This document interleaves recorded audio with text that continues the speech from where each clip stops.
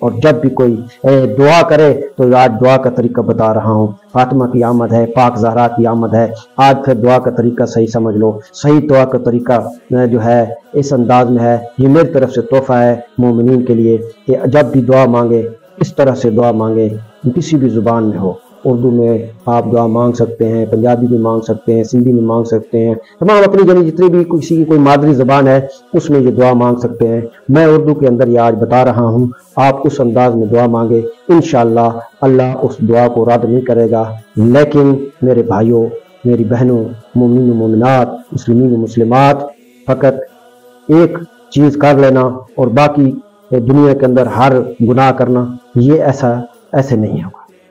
بس میں آپ کو دعا کا طریقہ بتاتا ہوں، اللہ سے توبہ کا طریقہ بتاتا ہوں. خدا دعا کو رد نہیں کرے گا. سنیے ذرا غور سے طریقہ. کوئی بھی مشکل ہو، کوئی بھی پریشانی ہو، کسی قسم کی پریشانی ہو، انشاءاللہ یہ دعا آپ مانگتے رہیں. اس کے بعد ساری پریشانیاں آپ کی دور ہو جائیں گی، بشرطے کہ وہ اللہ کی رضا کے مطابق دعا ہو. خدا کی رضا کے مطابق دعا آئے تو وہ انشاءاللہ ضرور قبولیت کی منزل پہ پہنچے گی. دیکھیں، جب بھی آپ بہت ساری دعائیں آپ مانگتے ہیں، فقط اتنی دعا کی دوسروں کے لیے بھی دعا مانگیں، لیکن اپنے لیے کیا دعا مانگنی ہے؟ دعا کا یہ طریقہ ہے، اے اللہ میں تجھے فاطمہ زہرا سلام اللہ علیہا کے حق کا واسطہ دیتا ہوں، اور ان کے بابا کا واسطہ دیتا ہوں، اور ان کے شوہر کا واسطہ دیتا ہوں، اور ان کے بیٹوں کا واسطہ دیتا ہوں، اور ان کے آپ میرے اللہ تمہارے اور ان کے درمیان جو راز ہے میں اس راز کا واسطہ دیتا ہوں. تو محمد و آل محمد پر درود بھیج اور میرے ساتھ ایسا سلوک کر جس کا تو اللہ اہل ہے، اور ایسا سلوک نہ کر کہ جس کا میں اہل ہوں، کیونکہ اگر ایسا سلوک تو نے میرے ساتھ کیا تو میرے پلے کچھ نہیں ہے، میرے نامہ اعمال خالی ہے.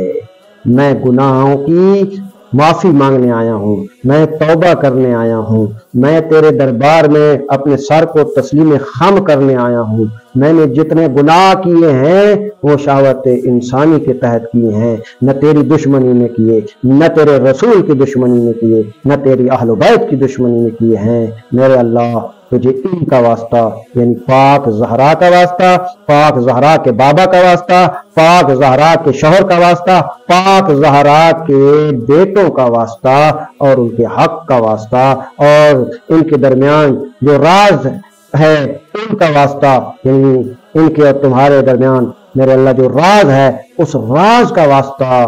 میری دعا کو قبول کر اور میرے گناہوں کو معاف کر. صغیرہ کبیرہ گناہ، گزشتہ گناہ، سابقہ گناہ، حالیہ گناہ اور آئندہ گناہوں سے مجھے بچنے کی توفیق دے، اور میں حتی الامکان گناہوں سے بچنے کی بھرپور ترین کوشش کروں گا. گناہ کے نزدیک نہیں جاؤں گا، کیونکہ میں پاک زہرا کا غلام ہوں، پاک زہرا کا خادم ہوں، پاک زہرا کا ماننے والا ہوں، پاک زہرا کے حق کو ماننے والا ہوں، پاک زہرا کے دشمنوں سے بیزار ہوں، پاک زہرا کے دشمنوں سے دوری اختیار کرتا ہوں. پاک زہرا سلام اللہ علیہا کو عورتوں کی جنت کی سردار مانتا ہوں، ان کے بیٹوں کو مردوں کے جنت کے مردوں کے سردار مانتا ہوں. وہ مردوں کے سردار ہیں جنت کے، یہ عورتوں کی جنت کی سردار ہیں، خاتم النبیین کی دختر ہیں. میرے اللہ اس پاک بی بی کے صدقے میں میرے اللہ میرے گناہوں کو معاف کر دے. یہ دعا آپ ہر روز مانگیں، ہر وقت مانگیں، ہر نماز کے بعد مانگیں، تو انشاءاللہ منزل قبولیت تک پہنچیں گے.